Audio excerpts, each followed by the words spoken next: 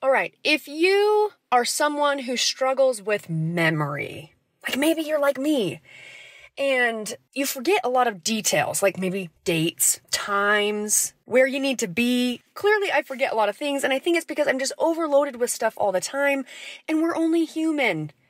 We can only do so much. The importance of good memory, to me, is high on my list. Losing your keys, forgetting something at work, forgetting anything, it absolutely sucks. Our sponsor, Neurohacker, combines 28 of the most research-backed nootropic ingredients on Earth into the ultimate brain fuel formula, Qualia Mind. And it's been changing people's lives for years now. The formula is non-GMO, vegan, gluten-free, and the ingredients are meant to complement one another, factoring in each ingredient's effect on supporting mental clarity. See what the best brain fuel formula on Earth can do for your mindset. Go to neurohacker.com/reps for $100 off. And as a listener of Between the Reps, use the code REPS at checkout for an extra 15% off your first purchase. This is an incredible deal. That's neurohacker.com/reps to try Qualia Mind with the code REPS to experience life-changing mental performance.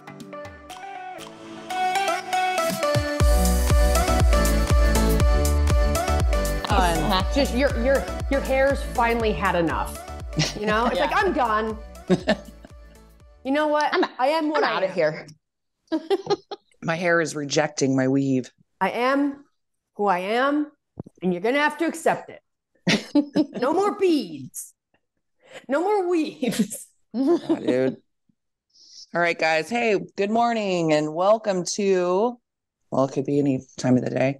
Welcome to Between the Reps with Brooke, Jeanna, and Devin.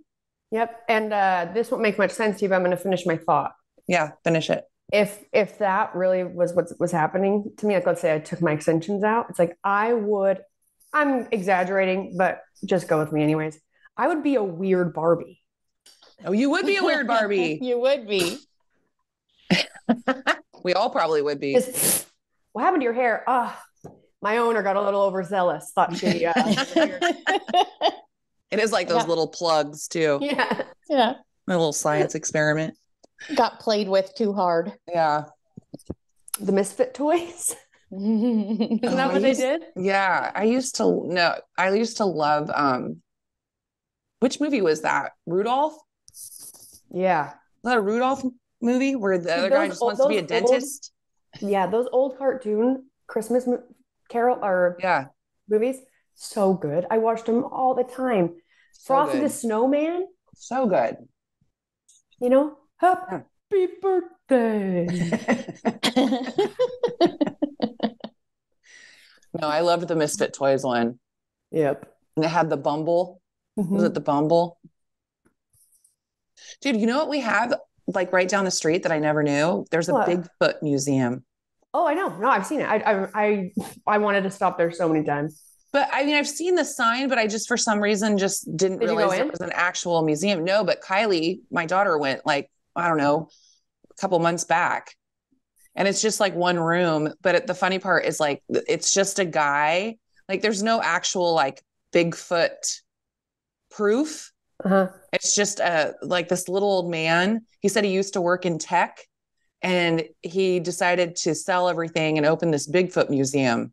But he doesn't charge for you to come in, but it's just like a bunch of Bigfoot paraphernalia. Pretty cool. She said it was kind of weird. I bet. You're like, wait a minute. So did you buy all this on eBay? Yeah. He's just an enthusiast. It's kind of like the You're Dick telling Museum me guy. all of this stuff is someone else's discovery. You know? Yeah. Someone else took that picture. Yeah. No, and he's like telling her like all the places like big, like because there's like families of big feet, Bigfoots, big feet. Oh, really? Yeah. Yeah, they're all over. I mean, I believe in Bigfoot. You do? Yeah. Oh, okay. But I'm kind of out there. There's nothing that I would deny anymore. Oh no, sorry. In regard to like that kind of shit. Now I face everything like this, like, well, I mean, anything could happen. You know me, I'm like such a skeptic that I would probably come in contact with Bigfoot and be like, excuse me, sir. That's a suit you're wearing. Right. Hey, cool suit. Where did you buy that? My buddy Daniel Woodcock. I've got to get him. We definitely have like a Bigfoot dinner party planned. Bigfoot themed. I can picture you like pulling on the fur, being like, this isn't real. You're not Santa. Just an idiot. You smell like beef and cheese. Oh, I love that. What if there was a Santa? Man. Then I'd feel so bad about, giving up on him. I feel so bad for the people that Santa never visited. I mean, you know what I mean? Yeah. Yeah. My God. Turns out, there is a Santa. There is a Santa, and the whole Christmas holiday isn't, in fact, I don't know. There's a Santa, and he's like, hey guys, listen, this was just something that started around my town. I don't know how that got out of hand. I don't know how all of a sudden I fly. I do have reindeer, but that's because the meat is great, and it's just no one's monopolizing sausages.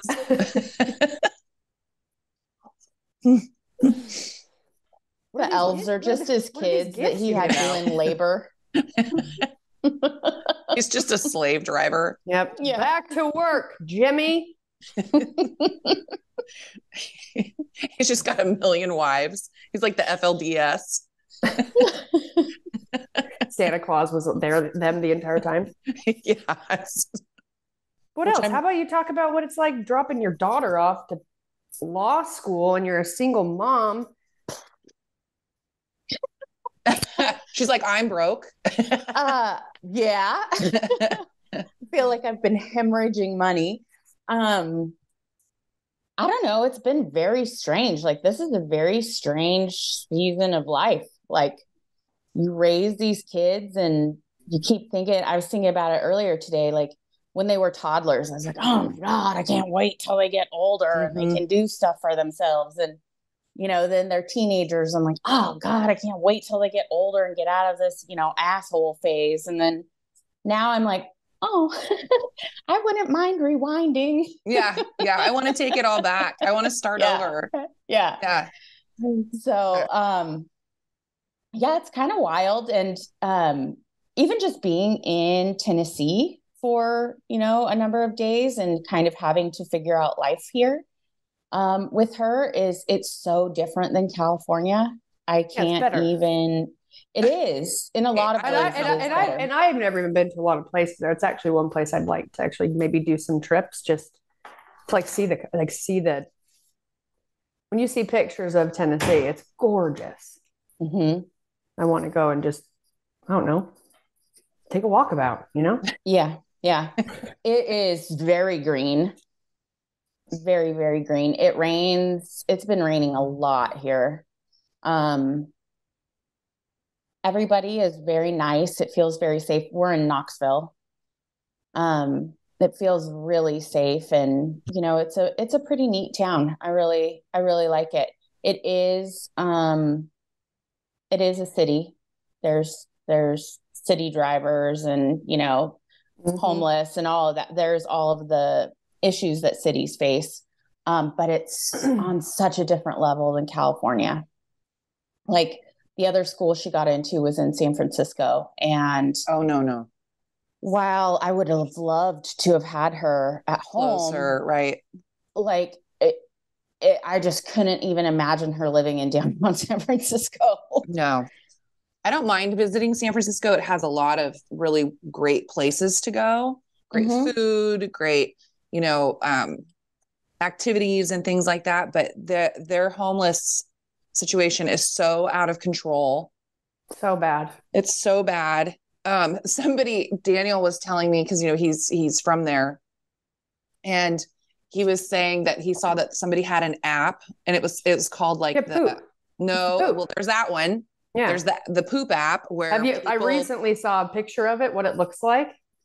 Yeah, and the whole place is poop. There's not one area on it that does not have a brown. Yeah, so people, like, as they're walking by, they'll, like, tell you where the poop's at. So that's never, I mean, I don't know how the mayor of that city is dealing with the fact that they have a poop app, in their city.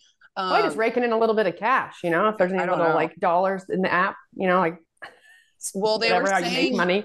Well, they were saying it's because, their policies are so lax when it comes to drug use and all of that, instead of trying to like flood the prisons with people. But the backlash of that has been like all the homeless. It's known, like we go to San Francisco, right? This is where we go. But that's where I'd go. They had this I can't remember what it was called. It was called like Tour of Doom or something like that. And you basically go, and these people are doing walking tours of the worst places in San Francisco. Wow. Oh, like to the left here, you can see all these people doing heroin and like, I mean, it's bad. And then we were laughing. We were like, I wonder if a homeless guy came up with this. You know what I mean? He's just raking in money like for these tours. Like, yeah, I see a little niche here. So yeah, they actually have their places you can go, and they'll give you all of your drug paraphernalia for free. Yeah. They'll give you clean syringes, clean crack pipes, like which blows my mind. It's government funded. Yeah. And it's just like, well, they were supposedly cracking down on that. They have like I don't know, there was a new DA or something that came in to try to clean it up, because I think they realized that wasn't going the direction that they wanted it to. I think that's a newer thing, but I don't know. I just, me and my documentaries, I just watched one on it because it was talking about how, the idea of, trying to make like a safe place for all people has, backfired, and how it's just out of control. And then it had moms of, kids who were on drugs, and they were saying how this is not the way, like put them in jail. Mm-hmm. And then they did something, and it followed one of these moms, and it actually got one of the kids clean because he spent like 2 years in jail. And they were interviewing people on the streets, and, there's definitely like programs or places that they can go and stay. But if it's like a couple, it has to be like a woman's shelter and a men's shelter, or they just don't want to. They like living on the streets, because they can do their drugs and not have to deal with it. Well, I remember when I was younger, my dad was talking about, when I was really young, he was talking about probably describing to me the people that I see begging, like beggars, right? Gas stations, et cetera, all over the place. Mm-hmm. Explaining to me that there's a lot of people choose that life because they're actually able bring in more money being homeless and begging than they will if they are like a working member of our community. I think you're right. Once they've gotten to a point where they're already drug addicted and all of, those kinds of things. I don't know if, I think it would depend on their background, like me, like I wouldn't be like, oh, I didn't go to college. So, I think I want to go and like ask for money on the street. No, but you've been to we've been to concerts or like thrift store extravaganzas that are full of people that are, what's the word? Oh no, like gypsies. Sure. I mean, there's some gypsies, people but like they choose that life. And it's not that that's not putting them in the category of like all of like homeless. We're talking about like in San Francisco, that like it's really bad because they're all addicts. You give them everything they need. And why would they want to clean their life up if it's going to, when you're in that deep, like you're going to try and get clean on the street when you're living outside? Well, there's no incentive for them to get the best clean. chance they have is to put them in jail. Right. And then you make them serve a sentence, get them clean. And then if it's a matter of getting them out because of jails are overcrowded or whatever, which I'd rather have communities be safe and clean than let people out because we're overcrowded. But at least from there, then you could have like a marker of knowing they've been clean for, well, if you did like drug tests and we all know that they get things into jail, right? I mean, I know from the movies. I don't know from personal experience. We're assuming the movies are accurate. But then if they like have they get out and they get arrested or they get another drug charge or something of the sorts, then it's a more extreme issue. Yeah. I just think it's like a really, really, really big issue that's very nuanced. That's hard to like say. It's like this, like I think that's the problem, right? It's like there's just so many factors to it. Mm-hmm. I mean, I was just watching, it's called, I think Painkillers or something like that. It's on, I want to say it's on Netflix. I've seen the picture of that. I know what you're talking about. Yeah, it's really good. You should watch it. And it talks about remember when we watched Dope Sick? Mm-hmm. It's kind of like that same idea of like when the pharmaceutical companies were like pushing opioids. So like you have all of these people who are, upstanding, wonderful people in these like small towns that they're getting hooked on, this drug that is, I mean, all drugs like change the chemistry of your brain, but that's so violently ill to get off of that they will literally go to whatever length. So, it's hard because it's like, then you see these kinds of things and you go, because, it's too easy to just kind of go like, well, if you're homeless or you're doing drugs, you're a loser. It's like, it's too broad an idea. And yeah, it's just, I mean, shows, there's a multitude of issues, but that's what I'm saying. It's even like too nuanced to be like, they're all this or all that. Exactly.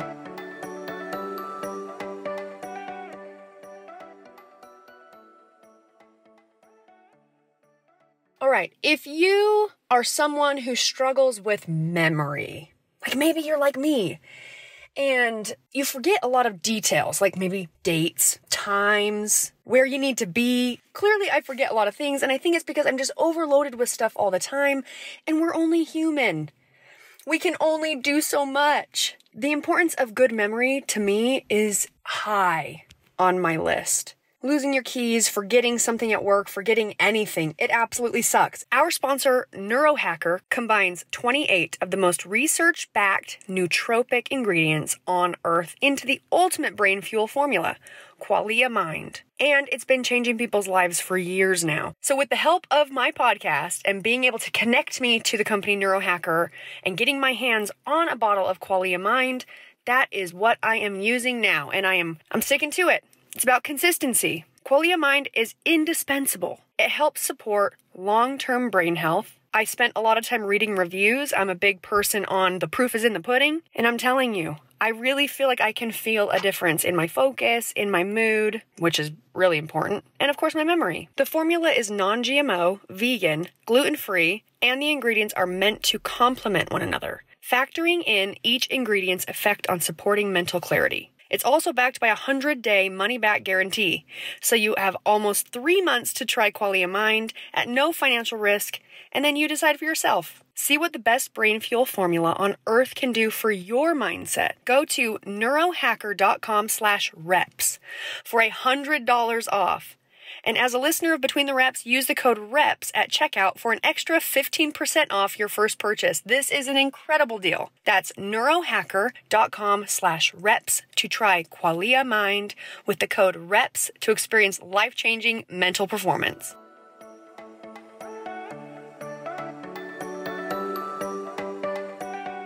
Yeah, I think one of the biggest issues is you can't change that. Where we live in a time where people want to like change the past or cover it up or whatever. Truth is, can't change it. All you can do is learn from it. And is ridiculous, well, at least I think it's ridiculous, is the willingness to use all of our tax-paying dollars to go in and try and help or whatever they call help in other countries. But then we have situations like San Francisco, right? There's not money being like, try and give more help to the people that are on the streets. Yeah. Mm-hmm. Versus being like, really, because we don't get really any help at all as the people. There's not a lot, right? Yeah. Every time we turn around, there's a new something that we have to pay for.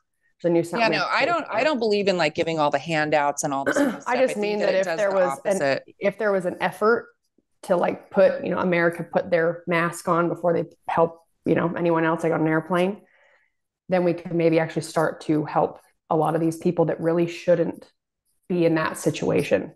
Yeah. There's people that choose to be in it. And those are also the ones that are kind of can be a little scary. because they have nothing to lose, because they're just like, they live their life and they live on the streets and they run the streets or whatever it is.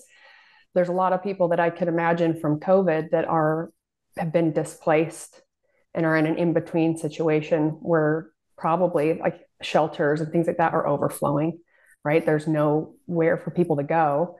Then you have a lot of people, having like an open border, that's causing a lot of those shelters to be filled up.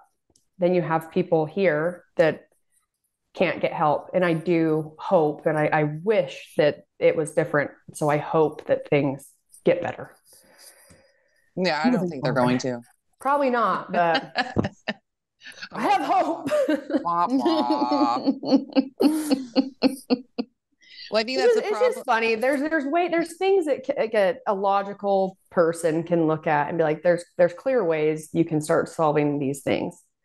Mm-hmm. But the government, it's like, well, that's one of the things that I wonder is like, for example, San Francisco, just because that's what I'm familiar with and what we're all familiar with is, what does the government and the politicians that have been elected into place, like, what do they think they're doing to help the city by not cracking down on drug use, like in a public place, like by not,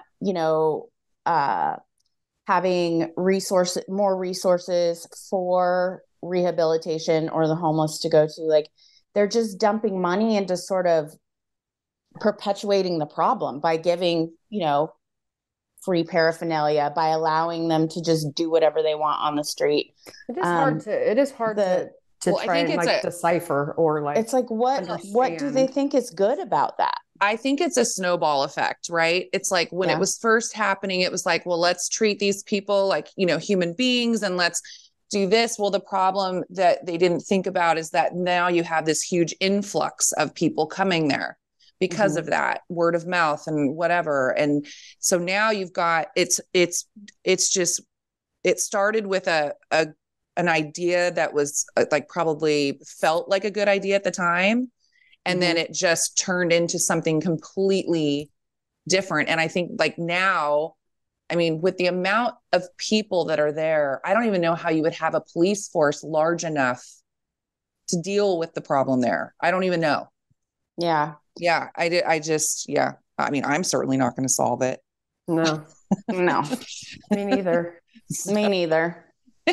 Anyway, back to Knoxville. All I know is that I felt better about her living across the country than downtown San Francisco. So. Dude, when my mom and dad drove me out to Santa Cruz and I moved there, my mom cried all night. Really? Because for one, my dad, as we're driving out, every time we had to stop like for gas, right? He got approached by multiple people asking for money. So he was pissed. He's annoyed. But we get there and we got in late. And for dinner, I'd only been to Santa Cruz once. So it's like my second time going. For dinner, we went to the only thing that was open was a Santa Cruz diner. Oh, well, yeah. So we go there and park. And to go through the door, we literally stepped over homeless people that wouldn't move, that were laying in the entryway. And my mom didn't tell me till later, but that night, her and my dad stayed at the hotel. And then told me later, she cried all night, could not believe she was going to leave me here. Because then we found out at the 7-Eleven, just like we were moving, etc. There had been a shooting at the 7-Eleven that was that kitty corner from where we first lived. And then we learned from people like that there's, then I learned about the gangs down south and how there's usually some, altercation, some sort of thing that happens up in Santa Cruz, them coming up. And my mother was. She's thinking it's like East LA. Lost it. Yeah. No, there's definitely I mean, like, like anywhere, there's definitely like parts of town that are not great. But I mean, for the most part, I feel safe in Santa Cruz. Yeah. I always did. I mean, there's definitely, places that you don't go. Yeah. Like I'm not going to go down to the beach flats. I always feel sorry for like people that are traveling, like if anyone's listening, you're ever going to travel to Santa Cruz, because it is really beautiful here. There's not a lot of places that you can be in the redwoods and then 10 minutes on the beach. Like there's a lot of really beautiful things, but you do not want to stay anywhere down near the boardwalk, because it's such a place that tourists go, and it's hard, to see, like you see like these families walking from these shitty hotels, like down in that area, like walking to the boardwalk, and you're like, ooh, that's not a good area. You don't want to be down there. Or how we always were like, we'd never go south of Chianti's. You just don't cross that street. Yeah. You just don't go down that way. Capitola is lovely. It's probably a safe bet. Yeah. Anyway. Well, I'm not going to law school. Yeah, I know that really surprises everybody listening. All right, I'm stretching. I am so dang sore. What have you been doing? Just, regular activity. No, not a lot, but I work out and I get real sore. So it's just the way it is. Yeah. Rolled my ankle for a 6th time. See if the coloring. Oh yeah. Last time you had a thing on your foot. Oh wow. Yep. And the swelling's going down, but it's green and up to my, and my legs are hairy. Sorry about that. It's blonde. You can't see it. Yeah. Is that from when you were doing the Big Fish event? Yep. I rolled it 3 times there, and I've rolled it 3 more times since. What's the fish event?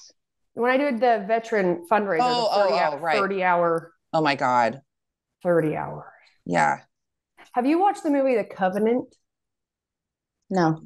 It's really good. Wait, I feel like I've seen the military movie. It's with Jake Gyllenhaal. Yes. Oh my gosh, it's so good. I have seen it, but I saw it a while ago. I don't remember. Okay, I don't want to totally spoil it because it's not in theaters. You should watch it. I will watch it. It's a military type movie, but there's a scene. Basically, this guy, Jake Gyllenhaal, gets injured. His whole team is murdered. Sorry, I had to tell you that.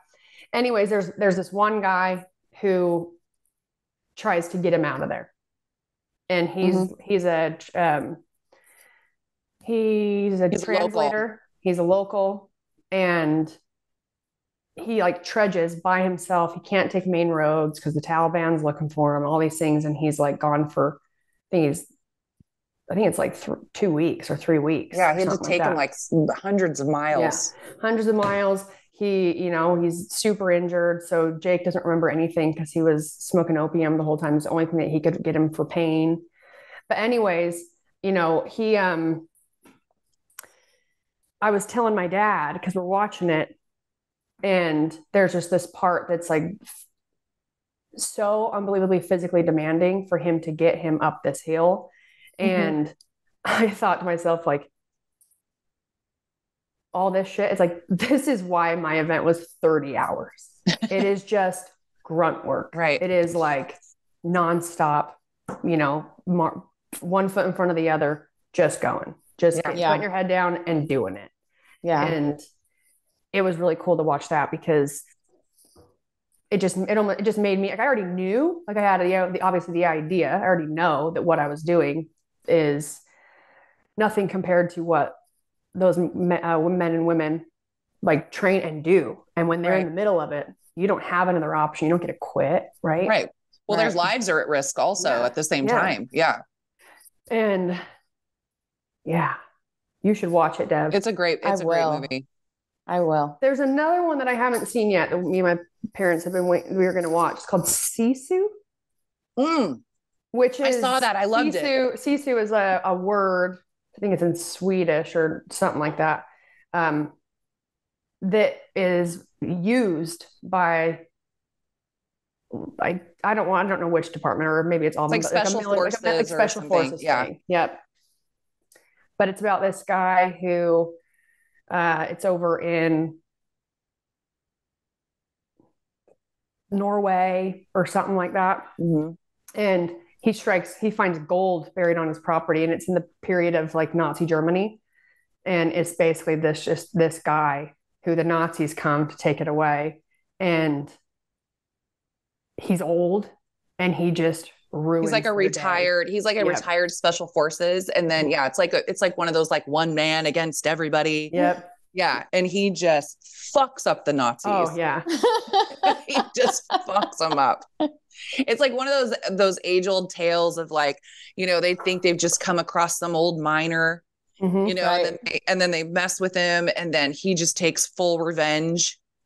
It's kind of like a First Blood Sylvester Stallone idea. Like they mess with him and then, he just comes back and it is a great movie. It is extremely gory. I cannot wait to watch it. Yeah. No, there's a movie. Let me see if it's right here. I can't remember what it's called.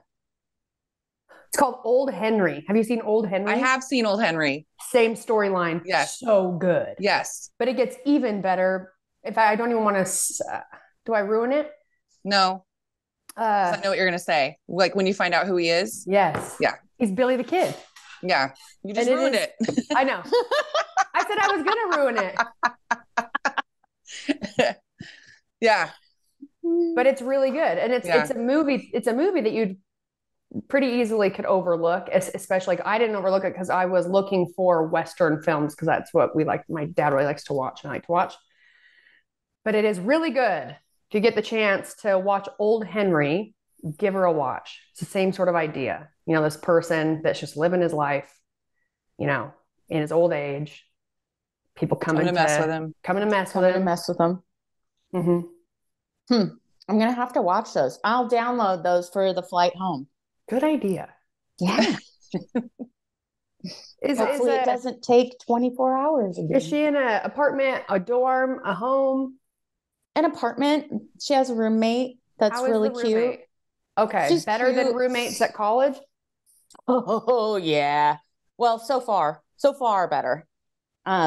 Super sweet. Like she's been in this apartment for a little over a year. She's got it decorated really cute. Nice girl. Very nice girl. Cool. So good. Yeah. I feel all right about leaving her. When do you leave her? Tomorrow. Oh. I'd feel pretty good about it because I'd just be like, I'll come help you. Do you need any? I'm showing up. I'm coming for a visit. I'll be back. This town, so Tennessee, they are football fans. Okay. Oh, yeah. And the Vols, their team, and the stadium is the Vols, the Volunteers is their mascot. Oh, well, Vols are like moles. Terrible mascot if it's a vole. No, it's the Volunteers, but they have abbreviated it too. Sorry, I was like, you guys, you don't understand. Dealing with moles, voles, gophers, terrible situation. You're like, what kind of school is she going to? But their stadium is 100,000 seats, which is bigger than SoFi. And so I was looking at football games, but their big games, tickets to the big games, like the rivalry games, are like $500-600. Oh, dude, piece. We should go. Yeah. Whoa. Yeah. So I was like, well, I'll go to one of the lesser, because it's probably the team that they're playing. Mm-hmm. Oh, yeah. Okay. Like, so when they play like Alabama or Georgia, the tickets are super expensive and it's a big deal. I found one, they're playing, I don't even know who it was, some New England team, and the tickets were, a couple $100. They were a little bit more reasonable. That's still expensive though. Gina, I know. Maybe me, you, and Devin should do a girls trip to a football game. But yeah, maybe one of those less expensive ones. Yeah. No, we should. Paint our face. This is a fun town. Yeah. We'll go to the school store. Yeah, just get all the gear. Yeah. You just show up as like, you just show up as Vole, like the animal instead of the right mascot. And then we go to a college. Oh wait, party. wrong. Oh my God, no.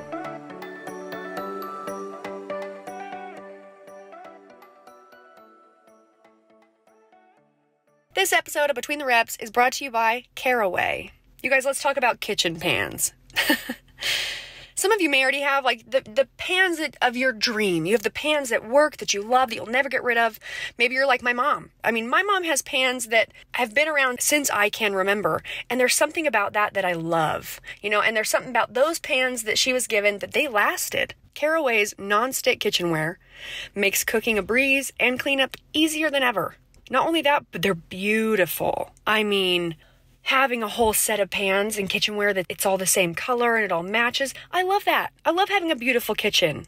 They are non-toxic, chemical-free ceramic coating, which means the food can be prepared with peace of mind that no hard-to-pronounce chemicals will leach into your healthy ingredients. Every set comes in various modern shades to fit with any design aesthetic and includes easy access storage solutions to keep the kitchen tidy. And I'm telling you, they are amazing. They've got these canvas sort of hanging bags that go on the back of your cabinet, your cabinet door, and all your lids go in there so nicely. It's beautiful. And now introducing Caraway's Prep Set, 10 essential knives and utensils designed for chopping better, prepping cleaner, and storing easier. And that is the next on my purchase list. I love good knives. Caraway products are made without any toxic materials like PFAS, PTFE, or PFOA, or other hard-to-pronounce chemicals. It's easy cooking because the ceramic's natural slick surface means minimal oil or butter for easy cleaning. Caraway is also well loved by over 50,000 people that have raved about their kitchenware. Now it's time for you to try it.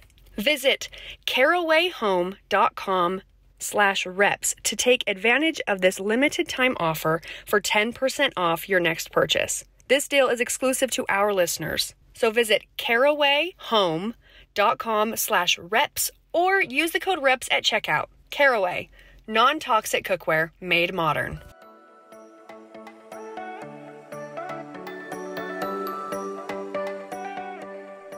Hey, is this the book club? Yeah. Oh my gosh, they're doing... Who got their grandma? Jeanna, have you watched Bama Rush? I have. Okay, that's happening this week here. Oh, and wow. It's a little wild. Yeah. We went to the mall yesterday to get her some, work or like professional clothes and stuff. And looking around, I was like, oh boy, we're in Bama Rush. Yeah, it's like a whole different culture. Yeah. Even the moms are a different culture. Like they've raised these girls to want to be these sorority girls. And I'm just like, I mean, more power to you if that's your thing, like great. But I don't get it. I know. It's so far removed from me. Yeah. or like or what I would want to do. Yeah. These college girls are wearing those Golden Goose sneakers that are like $600-800. Oh yeah. And Cartier bracelets, and I'm just like, what is this? What does your dad do for a living? Yeah. Wait, you guys is your dad single? Yeah. You guys are real people? I thought this was just what it looked like on TV. Yeah. Oh, and speaking of football and all that, did you guys see the headline that's coming out that, remember the movie The Blind Side? Yeah. Yes. Great. Have you seen that headline? Uh-uh. So now it's coming back that the guy that they adopted was never actually adopted, and he's filing a claim because the family that took him in, he's basically saying like he just found out he was never adopted. They just took what do they call it? It's a conservatorship. The paperwork that they had him do. So basically, when you have not adoption, it was not adoption. It was conservatorship. So they're in charge of any money that came in. He never received a dime from the movie. Oh, damn. Yeah. Like it's like a whole like scam shit. Like they basically used him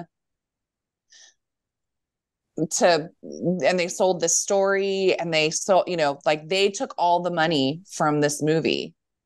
Jeez. And he's not even adopted. Yeah. People are sick. And people are sick, man. I was like, man, I loved that movie. I know. I did too. And I was like, I mean, of course somebody fucking took advantage. I mean, it's like, I just feel like it's always like that. It's horrible. Mm-hmm. It's really sad because I was reading an interview or a statement that he made just saying that he was absolutely devastated. Yeah. That because he thought this family like loved him and was acting in his best interest. And turns out he was a money grab. Yeah. What the hell? I know. It's fucked up, man. I wonder if Tim McGraw or Sandra Bullock will say anything about it. I know. That's what I was wondering too. I don't know. It's just, I just saw that. Was it yesterday or the day before? I think it was Monday. And I was like, are you kidding me? Because that happened actually where, it happened in our church where one of the families that my family was like really good friends with, there was I can't remember if it was a boy or a girl, but anyway, their parents died. And I can't remember, it was like in something happened, like a car crash or something like that. And they took this kid in and everybody was like, oh my God, that's so wonderful of them to take this kid in. Da, da, da, da. Well, it ends up that this child had been left a ton of money by, front, like the parents' estate and then, life insurance and all this kind of stuff. Mm-hmm. And these parents took it while this kid was living with them for whatever, 6-7 years. And it was all gone. Like they were using it. Oh my God. Again, people are sick. People are fucked up, man. Yeah. So yeah, they obviously got into a lot of trouble, but can you imagine, like, you've lost your parents, you're taken in by this family thinking that they're taking you in for, cause they love you and they care about mm-hmm. you. And mm-hmm. then they blow all your money. Like there was nothing. I don't think there was college money. I don't think there was anything by the time they turned 18. Like they had managed to somehow, for whatever reason, it wasn't protected and they were able to use it. Horrible. That's crazy. Money makes people do really weird things. Really weird things. And I just think, how can you live with yourself knowing that you mm-hmm. did that, to an orphan? Mm-hmm. They probably just convince themselves like, well, we're all you have to do is convince yourself. Like if they had any sort of conscience for a little bit, then it's just like, I mean, we are like doing a lot for this kid though, like without us, he'd have nothing. He'd be on the streets. Mm-hmm. Like it's taking all of our money to have to pay for him. Like the least he could do is help. This like roundabout this rationalizing, that I could totally see happening and rationalizing it. And then it's because the reason they have to rationalize it because they know that it's wrong. Right. Mm-hmm. Exactly. Should be your first clue. Yeah. It's fucked up, man. On that note, I bought a couple new books. Yeah. To learn how to macrame. I've been tying knots. Do you remember, I think we already talked about this, like the little bracelets we used to make when we were young, friendship bracelets. Yeah, you were talking about. I started remaking those. Yes, I've made them, and I'm teaching my niece how to do it. But then I was like, I bought these macrame wall hanging that holds my hats. Mm-hmm. And they're so cute and they're so simple. And I'm thinking, I could do that. I'll just make one. So I'm, starting to, I have no idea. I'm in uncharted water for myself. My mother said she used to macrame all the time, but she doesn't know if she can remember any of the knots. So I'm on my own here. But, so, listeners, if I get it together, keep an eye out for Brooke's eBay store. Yeah, guys. Hey, right? I have an Etsy shop because I've decided Etsy, I need to learn some skills that I can, barter with. Hey, I know you're looking for. You're like, this fitness thing really isn't working out. I gotta open an Etsy shop. I know that you'd prefer for me to barter with you some food for your fresh water. But I too need food. But what I do have is this beautiful wall hanging. And I'm so thirsty. I'll give you this. It took me 20 hours for like half your bottle of water. This is gonna be Do we have a deal? Your skill in like a zombie apocalypse. Yeah.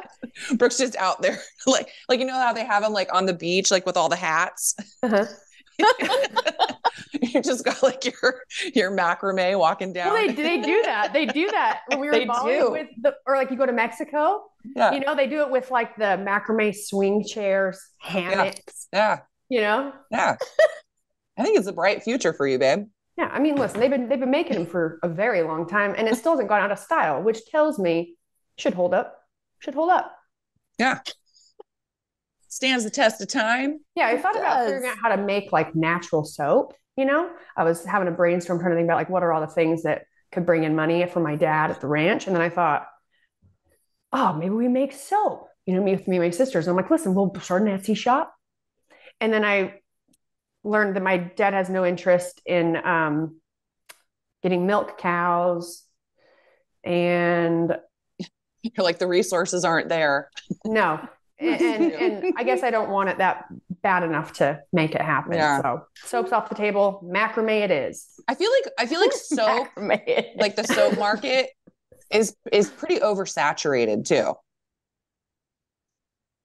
Don't you think? Yeah. Yeah. It's very oversaturated. And I mean, I think we've had this conversation before. I am not a fan of bar soap. Not a fan. I feel like whatever. Why? I'd rather a liquid soap because I feel like bar soap, especially if you're sharing the shower with somebody else, it's like it's, you know, you think about it, you're putting it in all these parts. I mean, some people will just soap up their hands and then, you know, do their washing, but guaranteed somebody's taken that soap and just, you know, oh, for sure. 100% me down in their crotch or, you know, somewhere.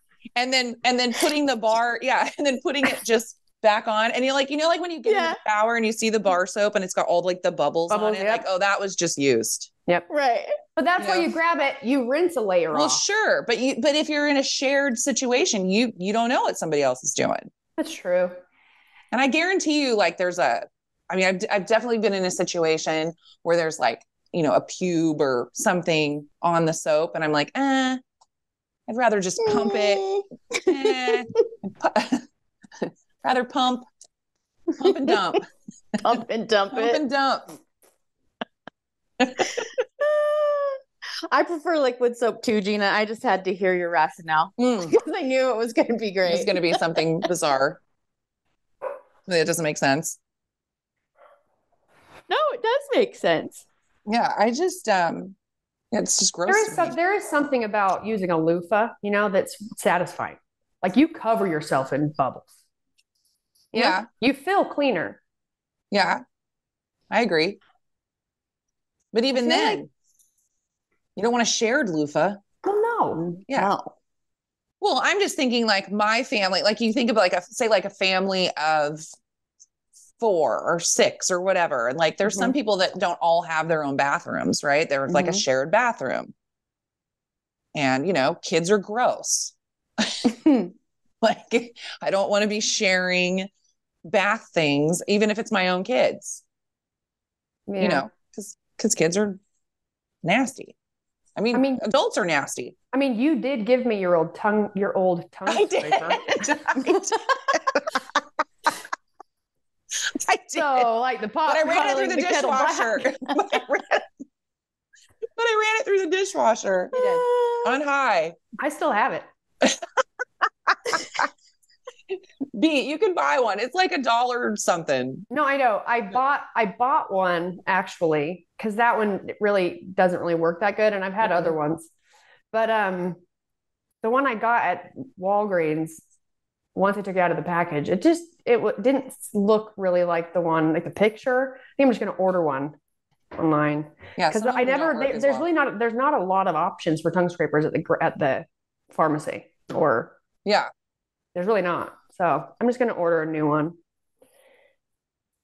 Well, I feel like even now, like I think I have the same tongue scraper that I've had forever. It's probably still the same one that you dropped in the toilet. It was an accident. Oh man. In the hotel room. I just can't believe you still have it, Jeanna. After that I know. happened. That's what I'm saying. Like my weirdness about like cleanliness or germs or stuff, it does not make sense across the board. I do some of the nastiest shit. Oh yeah, I'll find myself putting my fingers in my mouth, you know? Like that's probably grosser than anything else I could put in my mouth. Well, we've talked about, remember we had, I don't remember if it was on a podcast talking about who was grosser. Oh, me for sure. And it was a conversation. Oh, I think it was one you had with Todd about who was grosser. Probably. Sounds right. But we talked about you not liking to brush your teeth at nighttime. Oh yeah.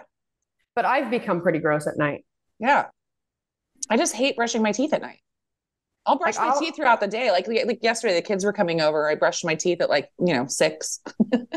Well, talking about like rationalizing things. I've rationalized this. Now I don't really care if I brush my teeth and then I have a couple cookies like an hour or two later and I just go to sleep. It's just sitting on your teeth. I had to have this thought process, of like, Brooke, you got to get out of bed and go rebrush. And then I thought, you know what? We brush our teeth in the morning and then we eat all day and then we brush them at night. Sometimes I brush them in the middle of the day, but we go all day. And with food on your teeth, maybe, so many hours before you might brush them again because you have a meeting or something like that. So if I brush them, eat a cookie, and I go to bed and brush them in the morning, ain't no thing. I think a dentist would say differently. I was just going to say, if we have, but I understand that rationalization. Yeah, yeah. Or dentists listening, they're like, oh, yeah. Please don't tell people that. No, guys, I've been doing it forever. My teeth are great. My dentist listening, and I immediately get like a notification of they've scheduled an appointment. Yeah. Shit, Devin, I have an appointment. Dr. B, if you're listening.